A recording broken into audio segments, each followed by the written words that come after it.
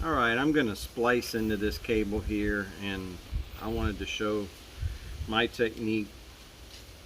What one of my old supervisors told me about 30 years ago. He taught me how to splice, and I've used this technique a lot, and I haven't seen anybody else use it, so I kind of wanted to pass it along. Anybody it might help. This is pretty normal. The good part's going to come later. We'll cut a spot about that big. If this was not as heavy of a wire, I could cut it further back. Wow, it's fixing to rain.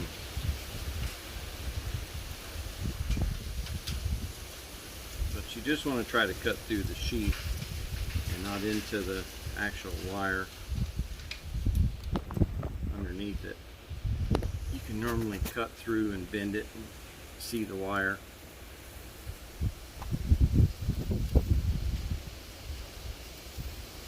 There, see him coming through there.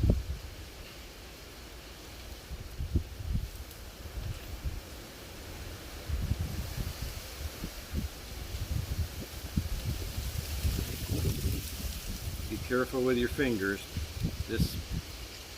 This cutter is not that sharp. I've used it for a lot of different things. It's not really that sharp, but it'll still slice you open, sure.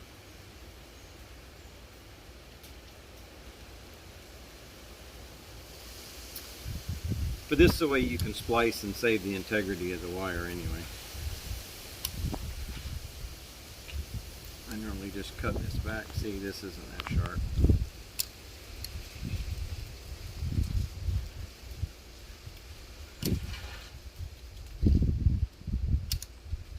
This normally cuts a whole lot easier.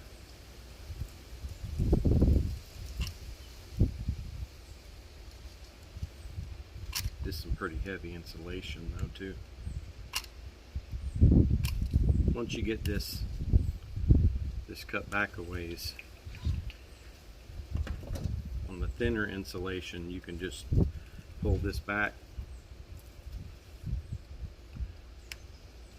and then you can pull it like that, and you can just actually break the coating. I don't know if I can on this one here. It's not gonna, yeah, I can do it. Romex pretty much does the same thing, and then you get it back to the spot where you cut it at. It should break right off. Yeah.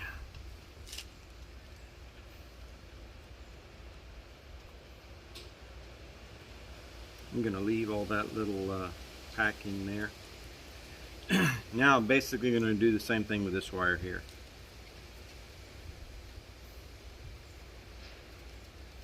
And you can just break the knife across there until you feel it hit metal. It's kind of like the same feeling on biting down on a piece of barbecue rib and touching aluminum foil with your teeth. You know it. You know it when you touch it with a box knife, any knife. Once you get that cut, then you can just cut your little spot here on the wire, just like I did before, and pull that back. Normally it just comes off like that. Do the same thing with this one. That way you're not interfering with the integrity of the wire. You're not causing any kind of low voltage situation. Which, you know, if you put a buck connector in, you're gonna drop about, what is it, 1/3 of a volt, something like that. That's not good.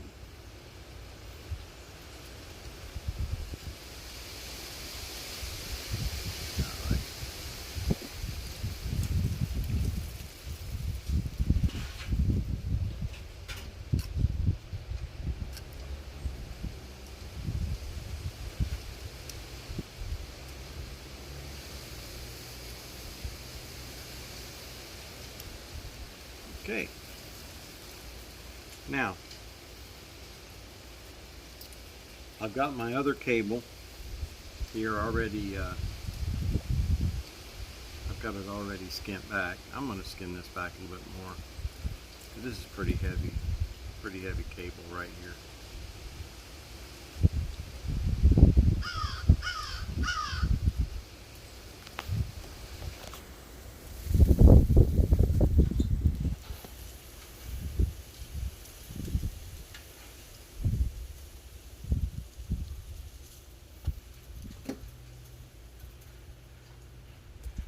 Alright.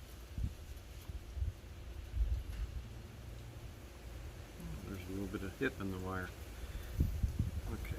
I'm going to twist these just a little bit, but not too much. Alright. Here's the fun part here.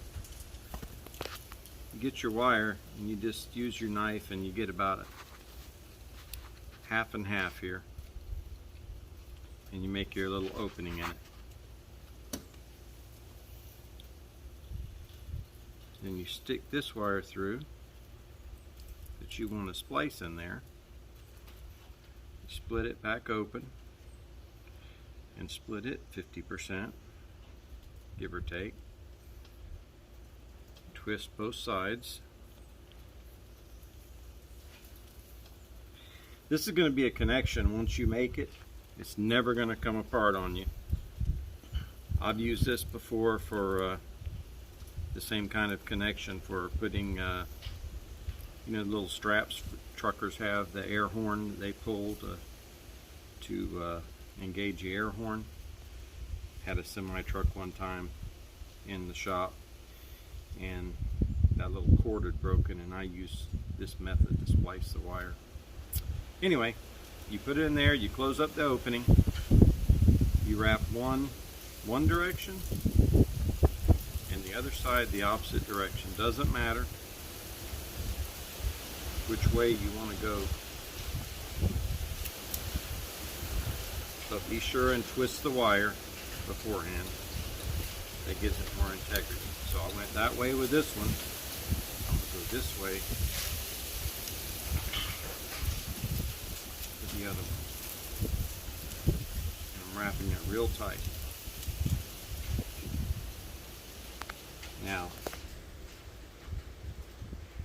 my late supervisor, he called this dry soldering.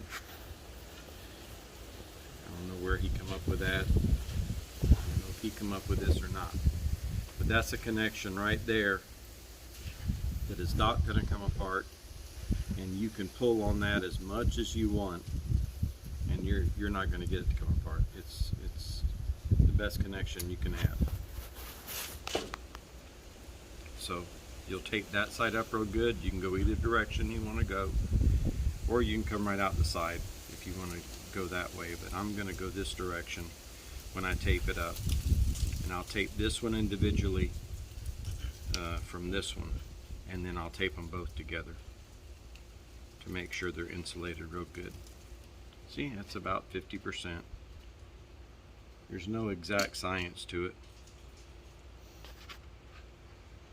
Just want to wrap that enough to get it through here without snagging on stuff like it's wanting to do there. I don't know how I got them wound up with them little short wires there, but must have got a little overzealous when I stripped it. Get this about 50%.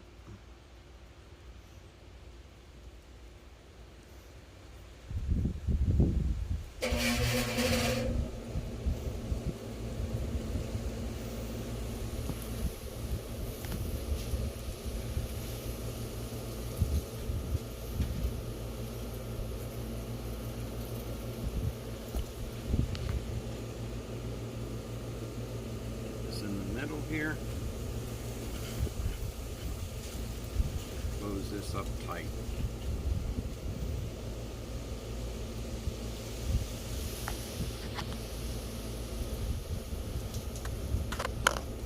So if you have a connection that you can't solder for whatever reason, or don't want to. If you do it this way, you're going to get the best connection as possible.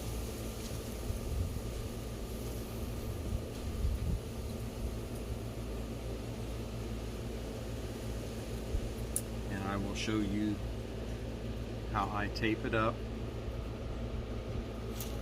as soon as I get back.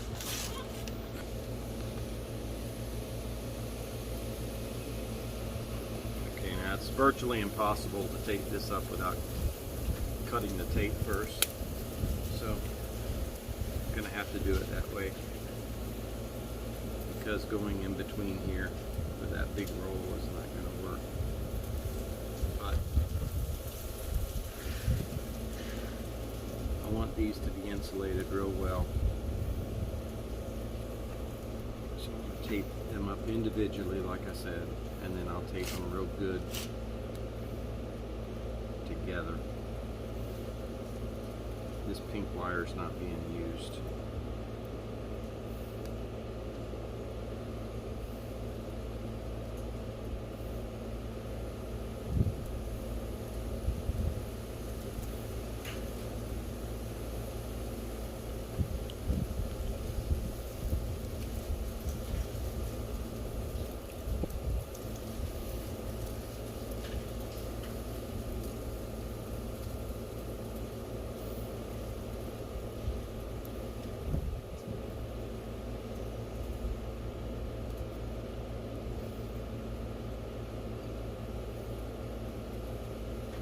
Alright, I'm going to do the other side.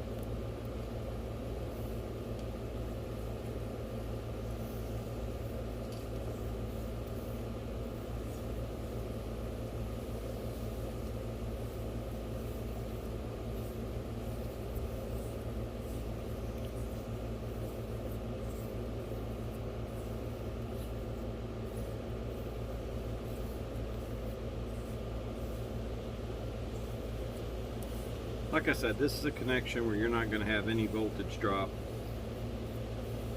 like you would with a butt connector if you just cut them and crimped them. Yeah, if you cut them and crimped them, it'd probably be a little bit easier.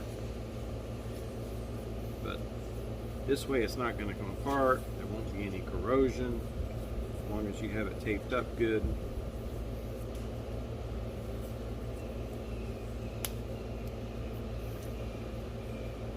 And there, it's all done. You can do it whatever way you want to do it, but this is the way I do it. It's the way I was taught. It served me well, and I will guarantee you that you're not going to be able to pull this connection apart. You put yourself a butt connector on there, you put enough pressure on it, it'll come apart. Unless you have a really good crimper. I do have a nice crimper that I trust. I trust the workmanship of it. It has a little dimple in the middle of it, and it crimps them real good. But I would not trust it over this here. Alright, I hope this helps somebody. Thank you for watching.